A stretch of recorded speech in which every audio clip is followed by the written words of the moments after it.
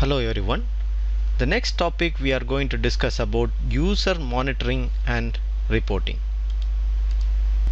Okay, the user information system. This is a critical tool for debugging security related problems. For quickly identifying what is the security setup in the system, also user information system is used for both security as well as audit purpose. The menu path for this is like tools. When you go to administration, then you can go to user maintenance, information system. Inside information system you have user, roles, profile, authorization objects, transaction, comparison, user list and change document. If you see, this is almost same like what you can see in your SUIM. It more or less almost same, so either you can use it from here, otherwise SUIM also fine. But if you want to run a specific transaction code, then this will be a best way to run it. And this menu path also, that all the information is again available in our audit information system as well. Then for auditors, they can use AAS to get this kind of information. So let's get into the system and explore this more. So if you go to tools, administration, user maintenance, information system, then you have all this informations. So here we have quite interesting reports. User by address data. This reports gives you the user details. Let's say I wanted to find out the users and related information for all the users available in the system, then this is the report you will be running. Just run this report, then this will give you all the information, the user last name, first name and all the related informations. And the next report is user report with unsuccessful logons. So this report is a very interesting report. This report gives you quite a lot of information.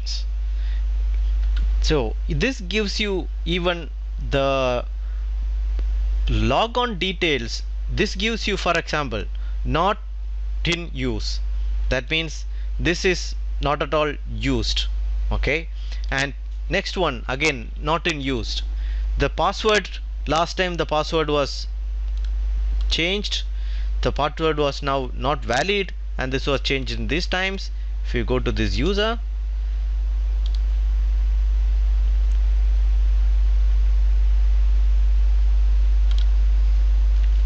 and if you go to this user, the interesting part, if you can see, this user is still a valid user, but this user was never logged in, never used, right? That is a lot of information. That means the user is still a valid user but never used. It was created on 2007, but still it is valid user. So this kind of monitoring is required. That what in the best scenario, that what you will be doing is you will be making these users invalid. Otherwise, what happens is that based on your contract with SAP or based on your agreement with SAP, that you will be paying for this user. So the user monitoring also is very important, as well as it's also very important for our security purpose. For security reason, this also a high risk users. So this user is never used for so many years, and this is still lying in the system as a valid user. So this user may not be available in our company, in your company. So this needs to be monitored and made it invalid. For example, this user which was logged on 2009, and after that we can see this was locked by administrator, then it's fine, it is locked, the user cannot log in now. If they want to use the system, they have to come to you, okay, unlock my user. Then you know who this user is, right person or not, then you can unlock this user. Again, this is a service user. As you know, service user we don't create like this. We should have service user only for SAP standard user, otherwise this is quite risky. As you know, the service user, they can log into multiple terminals, and then you'll not be able to identify which terminal this user used. So like this you can find in a one report all the related information that user logged, whether it is logged or what is the validity of the user. This all we can find. If you see this very few users which has validity mentioned, otherwise validity is blank. That means these users are still valid, still a valid user, and these users are, see, after creation they never logged in, they never used. You just simply create a user and give it to them, but they never even logged into our system. So it's a waste of money and waste of resource. So these type of users you can identify and you can eliminate using this report. As well as it's a best practice, frequently you run this report and monitor how the users are being used in your system. This also can reduce lot of cost for your system, as well as this also can reduce the risk in the system. The next report is by logon date and password change. This is also a very interesting report. This is the report generally used because this have a lot of selection criteria. Because the first report what we seen, it does not have much selection criteria. If you just run it, it will give you all the users. So it does not have selection criteria, and this report is the one which is a selection criteria is very nice, and we can run the report based on what you like to see. For example, you can select valid users only. So invalid users you don't need to monitor it. So generally these are all invalid users. We are using anyway the same form of report. If you see the invalid user, this is already the valid to date is already passed. So these are all invalid users. So there is no point in monitoring these users. So we will select only this one. And user not locked. User is locked means let's assume this user is locked. Now they cannot use it. So you can uncheck it. And user with incorrect logon attempts. This is the one you need to really monitor it.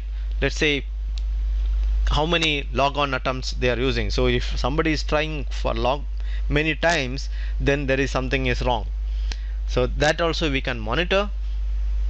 User with no incorrect logon, that means with the proper login. Then the third one is user without logon date.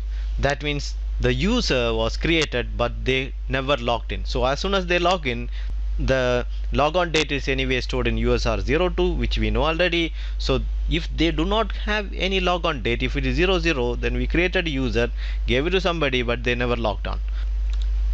So these cases are mainly very critical ones in terms of financial as well as in terms of security. These are all critical. They should be deleted, or they should be removed, or they should be invalidated. Then you can select you want to monitor only dialog user or communication or system user. Then user with productive password. User with productive password means you created a user and assigned a password and gave it to the user. Then they logged in, then they change the password, then it will become a productive password. Then initial password is the one when you create a user, you will initiate the password, the initial password, and the password which is deactivated password if it is not active. Meaning to say that user with deactivated password means that, as you know, we see in our previous slides in a little bit of overview about the user password parameters. In there you can select the how many days the password will be valid. Let's say after that specific dates, if the user did not change their passwords, then it will become the old password will be anyway deactivated. They have to change it to a new password. So this report is very useful. Here the more advantage is that you can specify the users which you wanted to run, and you can select based on user group of authorization. That means the user group which you specify in your logon data. Let's say you have a policy, each company code or each country you will have one user group. Then you can just simply select only that specific user group and run it. So that's quite easy. And number of days since last logon. Let's say I wanted to monitor only 90 days, then I can put 90 days, then just run it. So this is not a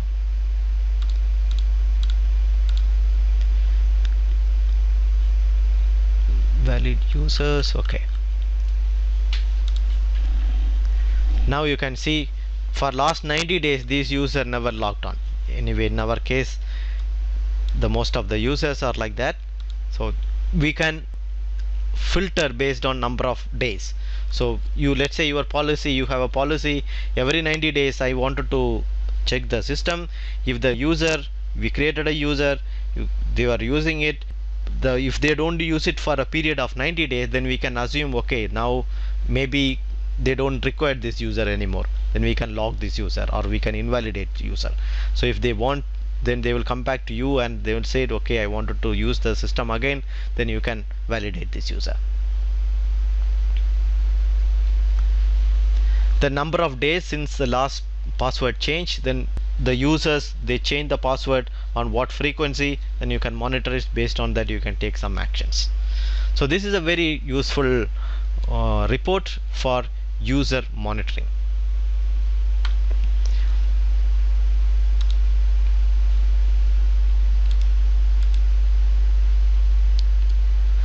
Maybe we can also go in little bit detail about the other menus. Let's say if we come to roles, this is same like what we seen in our SUIM. If we go to roles by complex selection criteria, then it will come to the same screen where you can specify the transaction code, or you can also by profile name or by object. Then you, let's say a transaction code, I wanted to see SCC4 available for how many roles, then without user assignment. Then I wanted to see only single role, maybe which is starting with the standard single role from SAP. I can just select this and say, so you can see these are all the standard SAP single roles which has SCC4. So this one, and we have roles by name. You can, by name you can search. Let's say I have SAP star, then it will give you all the roles which starts with SAP. Yeah, we have quite many options, same like SUIM. Then same like this profile also you can find based on the transaction code or objects. And authorization, again same like SUIM, authorization objects, then transactions, and comparison which we have seen in SUIM, and where is used list. And here we can see, for example, we can see one specific role, and we can specify, let's say SAP star,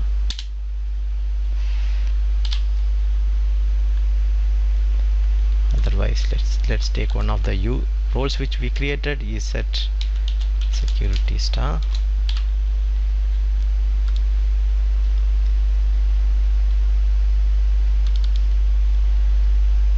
Then execute. Now you can see this is used by two user, student 2 and student 3. We can search where used list.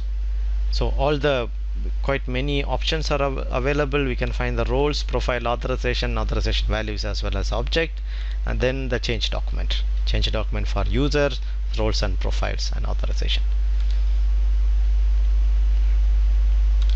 This is same like SUIM. In SUIM you will get everything in one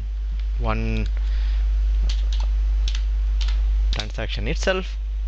Then you may think, well, then why do we need to have two?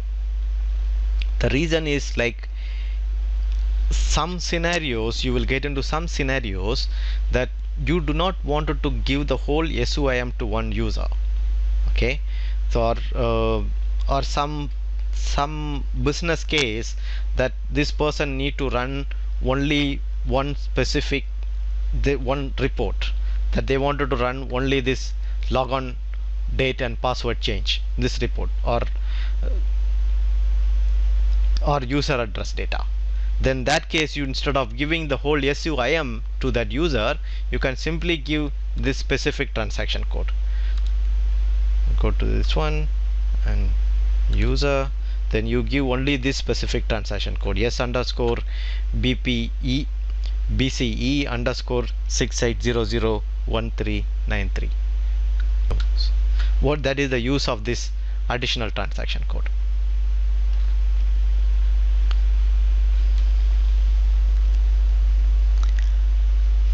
Okay, let's go back to our presentation. Then this is the report which we already seen in detail. This report is very useful.